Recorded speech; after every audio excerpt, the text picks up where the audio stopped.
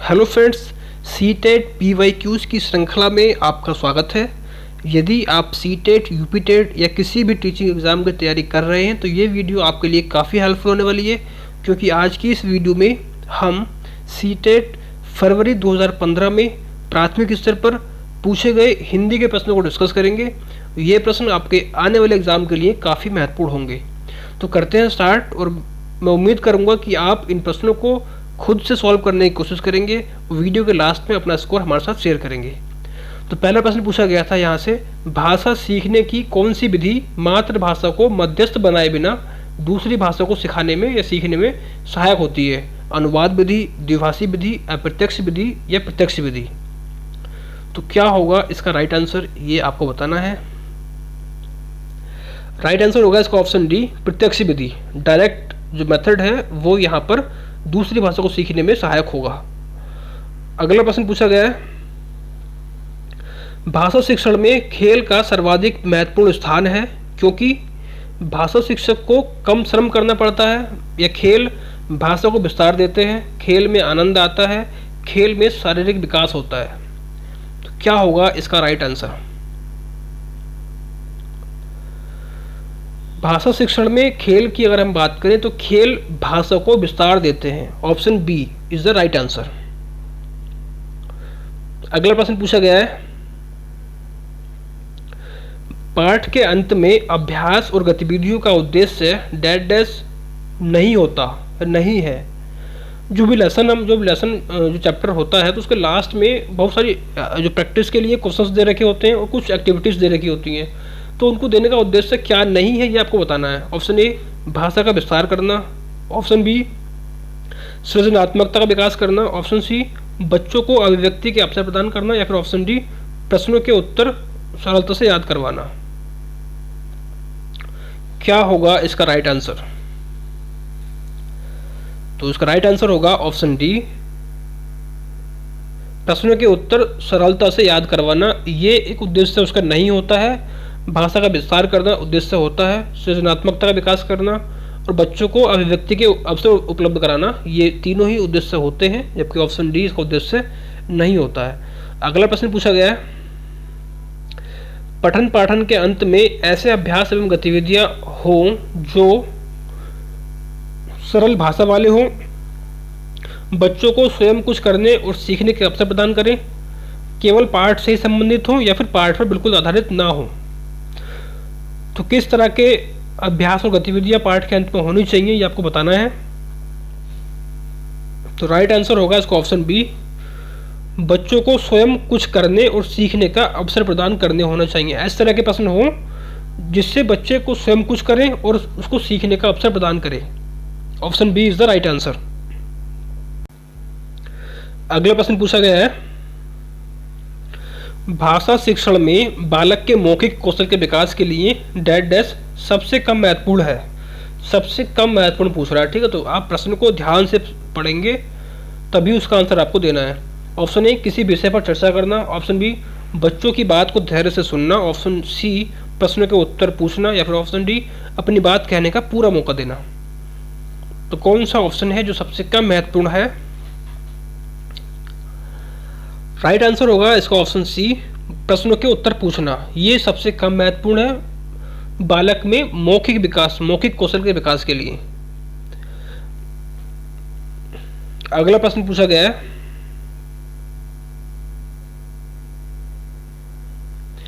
भाषा सीखने में मातृभाषा का व्याघात आंशिक रूप से होता है, पूर्ण रूप से होता है, नहीं होता या होता है? तो क्या है, क्या होगा इसका राइट आंसर?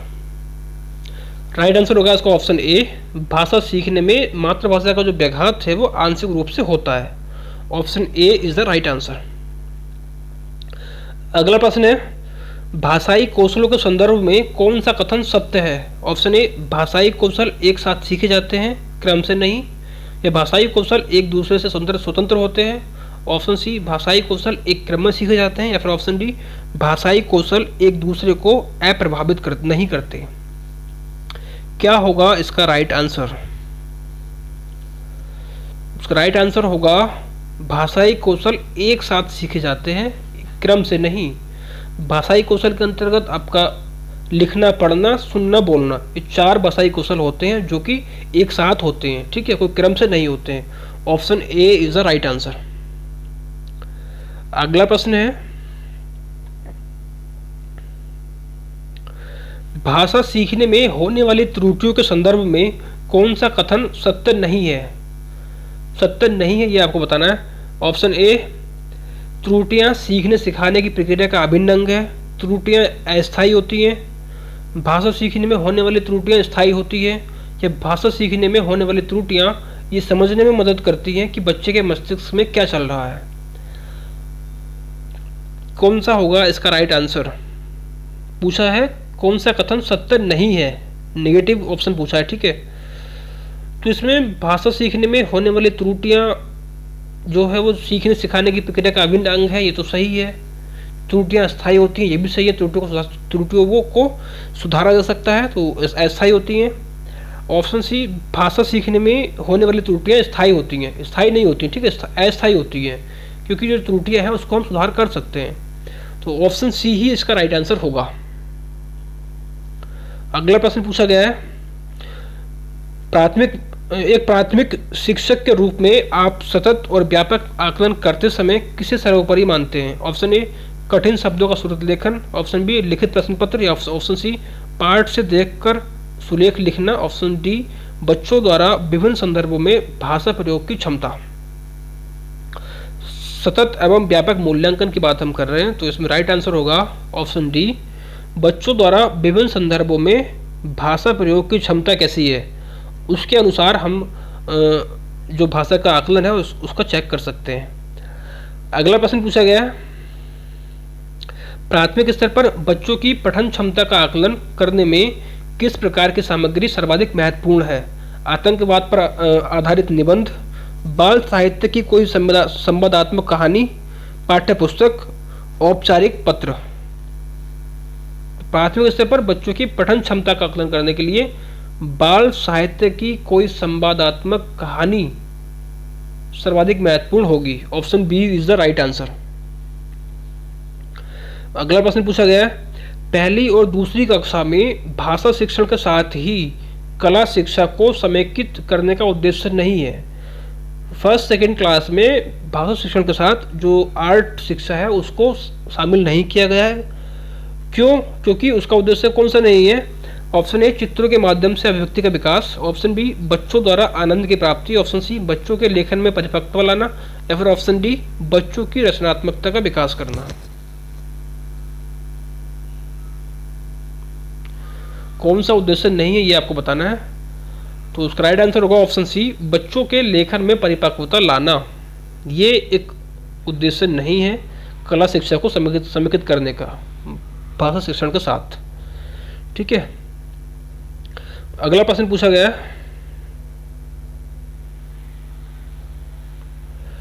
प्राथमिक स्तर पर बच्चों की घर की भाषा को अपनी कक्षा में स्थान देना जरूरी है क्योंकि घर की भाषा सरल होती है। अब बच्चे ने अभी पूर्णतः नहीं सीखी है, बच्चे की भाषाई पूंजी है या मानक स्वरूप लिए होती है। तो घर की जो भाषा होती है वो बच्चे की भाषाई पूंजी होती है। Option C is the right answer, ठीक है। तो उसकी जो घर की भाषा है उसको क्लास में स्थान देना चाहिए। अगला प्रश्न है,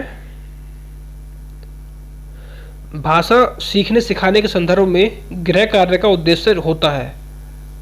होमवर्क का जो उद्देश्य है वो क्या होता है? सीखने को विस्तार देना, अभिभावकों को प्रसन्न करना, बच्चों को कार्य में व्यस्त रखना, या कापियां भरवाना। तो होमवर्क देने का उद्देश्य होता है सीखने को विस्तार देना। Option A is the right answer. अगला प्रश्न पूछा गया है, भाषा अर्जन के संबंध में कौन सा कथन सत्य है? भाषा सीखना एक उद्देश्य होता है। समाज सांस्कृतिक परिवेश के अनुसार अर्थ ग्रहण की प्रक्रिया स्वाभाविक होती है। भाषा अर्जन में बच्चों को बहुत अधिक प्रयास करना पड़ता है। भाषा अर्जन में किसी अन्य भाषा का व्याघात होता है। तो भाषा अर्जन के संबंध में अगर हम बात करें तो कि भाषा अर्जन और भाषा अधिगम ये दो अलग अलग शब्द हैं। तो भाषा अर्जन क्या होता है? जो अपने आप भाषा जो हमने सीख रहे हैं वो अपने आप अनुकरण के द्वारा सीखते हैं, तो उसको हम कहेंगे भाषा अर्जन। जैसे बच्चे घर परिवेश में रहकर जो भाषा है उसको अपने आप सीख लेते हैं, ठीक है। उसको उसके लिए कोई अलग से मेहनत करने की आवश्यकता नहीं होती है। जबकि भाषा अधिगम में अगर हम किसी भी लैंग्वेज को सीखना चाहते हैं तो हमें प्रयास करना पड़ता है, हमें एफर्ट्स लगाने पड़ते हैं, तब जाकर हम उसको सीखते हैं। तो भाषा अधिगम में आपको मेहनत करनी पड़ेगी, भाषा अर्जन अपने आप हो जाता है। तो राइट आंसर होगा इसका ऑप्शन बी, समाज सांस्कृतिक परिवेश के अनुसार अर्थ ग्रहण की प्रक्रिया स्वाभाविक होती है। Option B is the right answer. अगला प्रश्न पूछा गया, भाषा विकास के संबंध में कौन सा कथन सही नहीं है। ऑप्शन ए, भाषा विकास व्यक्ति निरपेक्ष है। ऑप्शन बी, बड़ों का संपर्क भाषा विकास की गति को तीव्र कर देता है। ऑप्शन सी, भाषा विकास व्यक्ति सापेक्ष है। या फिर ऑप्शन डी, प्रारंभिक भाषिक परिवेश की समृद्धता भाषाई विकास में सहायक होती है। सही नहीं है पूछा है, ठीक है। तो ऑप्शन इसका राइट आंसर होगा ऑप्शन ए, भाषा विकास व्यक्ति निरपेक्ष है। अगला प्रश्न पूछा गया है, 106 से लेकर 114 तक गद्यांश दिया गया है, ठीक है। उस गद्यांश को पढ़ना है और उसके अकॉर्डिंग ही हमें जो प्रश्न पूछे गए उसके उत्तर देने हैं। तो सबसे तरीका अच्छा होता है कि सबसे पहले हम जो प्रश्न पूछे गए हैं उन प्रश्नों को एक बार पढ़ लेंगे, ताकि जब हम गद्यांश को पढ़ेंगे तो जो कीवर्ड जो प्रश्न में पूछे गए हैं वो कीवर्ड अगर गद्यांश में कहीं आएंगे तो हम आसानी से उस प्रश्न का जो उत्तर है वो वहाँ से चेक कर सकते हैं। तो सबसे पहले हम पढ़ते हैं गद्यांश क्या पूछा गया हमारा। सारा संसार नीले गगन के तले अनंत काल से रहता आया है। हम थोड़ी दूरी पर ही देखते हैं 36 तक, जहाँ धरती और आकाश हमें मिलते दिखाई देते हैं, लेकिन जब वहाँ पहुँचते हैं तो ये नज़ारा आगे खसकता चला जाता है और इस नज़ारे का कोई और छोर हमें नहीं दिखाई देता। ठीक इसी तरह हमारा जीवन भी है।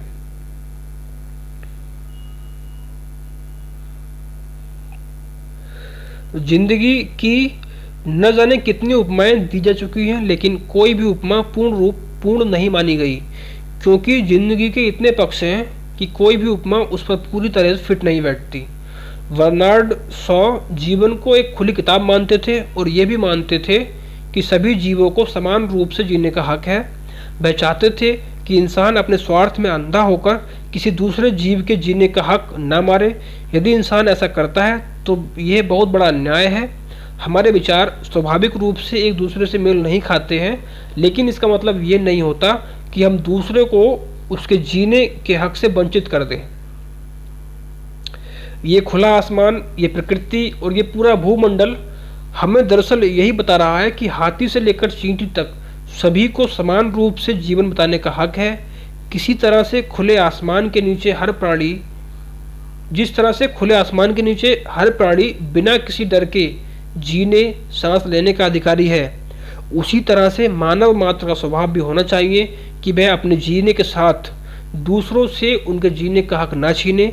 यह आसमान हमें जिस तरह से भय से छुटकारा दिलाता है, उसी तरह से हमें भी मानव जाति के इतर जीवों को डर से छुटकारा दिलाकर उन्हें जीने के लिए पूरा अवसर देना चाहिए। दूसरों के जीने के हक को छीनने से बड़ा अपराध या पाप कुछ नहीं हो सकता। तो ये पंक्तियाँ, ये जो गद्यांश है ये दिया गया है, ठीक है, पढ़ लिया हमने, समझ लिया है, ठीक है। और उसके बाद आते हैं प्रश्न पर। प्रश्न कौन से पूछे गए हैं। क्षितिज किसे कहते हैं? जहाँ धरती और आसमान मिले हुए दिखाई देते हैं, जहाँ धरती और आकाश पास पास होते हैं, जहाँ तक धरती दिखाई देती है या जहाँ से धरती और आकाश दिखाई पड़ते हैं। तो राइट आंसर होगा इसका ऑप्शन ए, जहाँ धरती और आसमान मिले हुए दिखाई देते हैं उसको हम बोलते हैं क्षितिज, ठीक है। आपने देखा होगा, जब आप देखेंगे तो एक लास्ट पॉइंट वहाँ होगा जहाँ पर हमें लगेगा कि हाँ यहाँ पर धरती और आकाश मिल गए, लेकिन जब हम वहाँ पहुँचेंगे तो नज़ारा कुछ अलग ही होगा। अगला प्रश्न पूछा गया है यहाँ से, यदि किसी का और छोर नहीं है तो उसके बहुत से सिरे हैं, उसका सिरा नहीं मिलता, उसकी सीमा नहीं है, उसका विस्तार अधिक है। क्या होगा इसका राइट आंसर? राइट आंसर होगा इसका ऑप्शन सी, उसकी सीमा नहीं है, उसकी कोई सीमा नहीं है। Option C is the right answer. अगला प्रश्न पूछा गया है, फिट और इंसान शब्द है देशज, आगत, तत्सम या तद्भव। तो ये दोनों के दोनों शब्द हैं, ये शब्द है आगत। Option B is the right answer, ठीक है, आगत शब्द है ये। फिट शब्द जो है वो अंग्रेजी का है और इंसान जो है अरबी शब्द का है, अरबी भाषा का है। अगला प्रश्न पूछा गया, बर्नार्ड शॉ ने जीवन की उपमा किसे दी है? जीवन की उपमा किससे दी है? पढ़ी जा रही पुस्तक से, खुली पुस्तक से, सभी जीवों से या क्षितिज से। तो जीवन की उपमा उन्होंने दी है एक खुली पुस्तक से, खुली किताब। Option B is the right answer. अगला प्रश्न है,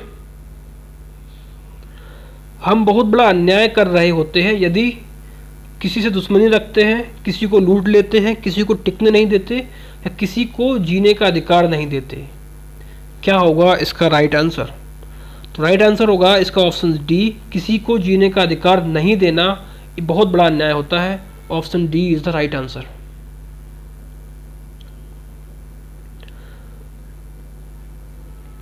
अगला प्रश्न पूछा गया है,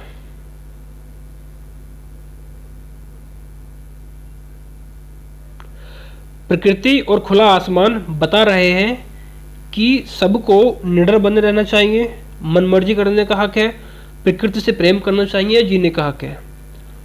तो सबको जीने का हक है। Option D, option D is the right answer. ठीक है। अगला प्रश्न पूछा गया है, आसमान हमें दिलाता है, आसमान हमें दिलाता है रक्षा करने का वचन, साथ साथ रहने का अनुशासन, भय से छुटकारा का आश्वासन या भयभीत न करने का आग्रह। क्या होगा इसका राइट आंसर? राइट आंसर होगा इसका ऑप्शन सी, भय से छुटकारे का आश्वासन। Option C. अगला प्रश्न पूछा गया है,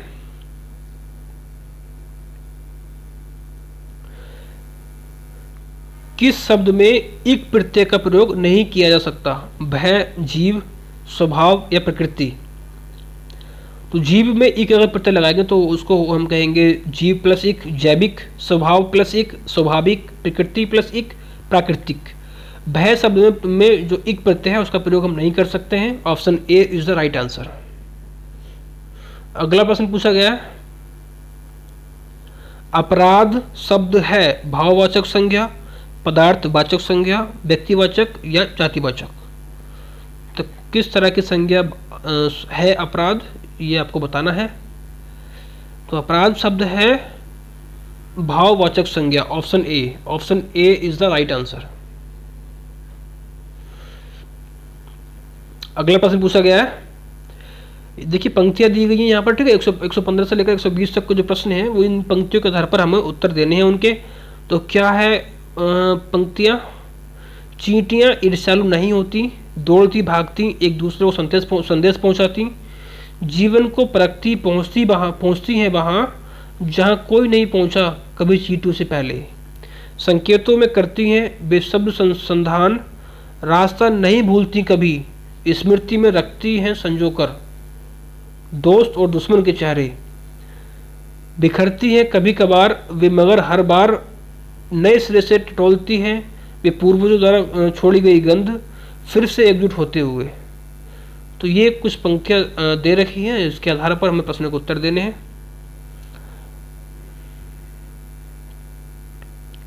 तो पहला प्रश्न पूछा गया यहाँ से 115वां, चींटियां आपस में बातचीत कैसे करती हैं? छूकर, बोलकर, संदेशों से या संकेतों से। तो चींटियां बात करती हैं संकेतों के द्वारा। Option D is the right answer. ठीक है। अगला प्रश्न पूछा गया है यहाँ से, ईर्ष्यालु किसे कहा जाता है? दूसरों से जलने वाला, सबसे घृणा करने वाला, पाने की इच्छा करने वाला या कुछ भी न चाहने वाला। ईर्ष्यालु कहेंगे हम जो सब दूसरों से जलने वाला। Option A, option A is the right answer. दूसरों से जलने वाले को लिए शब्द होगा ईर्ष्यालु। ठीक है। अगला प्रश्न पूछा गया यहाँ से, चींटियों के स्वभाव में नहीं है ईर्ष्या करना, संदेश पहुंचाना, दौड़ भाग करना या जीवन को परखना। तो चींटियों का स्वभाव है संदेश पहुंचाना, दौड़ भाग करना, जीवन को परखना, ये तो है ही है। स्वभाव नहीं है कौन सा? ईर्ष्या करना। Option A, option A is the right answer. ईर्ष्या करना चींटियों के स्वभाव में नहीं है। अगला प्रश्न पूछा गया, बिखरी हुई चींटियां फिर से एकजुट कैसे होती हैं? पूर्वजों की गंध से, रास्ता टटोलने से, मित्रों के सहयोग से या शत्रुओं की चुनौती से। क्या होगा इसका राइट आंसर? तो राइट आंसर होगा इसका ऑप्शन ए, पूर्वजों की गंध से। अगला प्रश्न पूछा गया है, मित्र और शत्रु के चेहरों को चींटियां पहचानती नहीं है, बिखेर देती है, भूल जाती हैं या याद रखती हैं। तो मित्र और शत्रु के चेहरों को चींटियां याद रखती हैं। Option D is the right answer. अगला और लास्ट प्रश्न है आज का। वाक्यांश काव्यांश में मगर का अर्थ है केवल, परंतु, मगरमच्छ या घड़ियाल। तो मगर का अर्थ है परंतु, option B. Option B is the right answer. तो कुल मिलाकर ये 30 प्रश्न थे जो हमने डिस्कस किए। उम्मीद है कि ये वीडियो आपको पसंद आई होगी। पसंद आई है तो एक लाइक कर दीजिए, शेयर कर दीजिए, और यदि चैनल को सब्सक्राइब नहीं किया है तो सब्सक्राइब कर लीजिए। ठीक है, तो इस वीडियो से इतना ही। आगे हम CDP की जो सीरीज़ है उसको लेके आने वाले हैं, कंप्लीट CDP। ठीक है, फ्री ऑफ कॉस्ट आपको मिलेगी वीडियो कंप्लीट। तो उसके लिए चैनल को सब्सक्राइब कर लीजिए। तो इसके अतिरिक्त आपके कुछ सुझाव हो, आप हमें देना चाहते हैं तो उसको भी आप कमेंट के माध्यम से हमारे साथ शेयर कर सकते हैं। ठीक है, थैंक यू। इस वीडियो से इतना ही। मिलते हैं एक नई वीडियो में, तब तक के लिए नमस्कार। जय हिंद, जय भारत।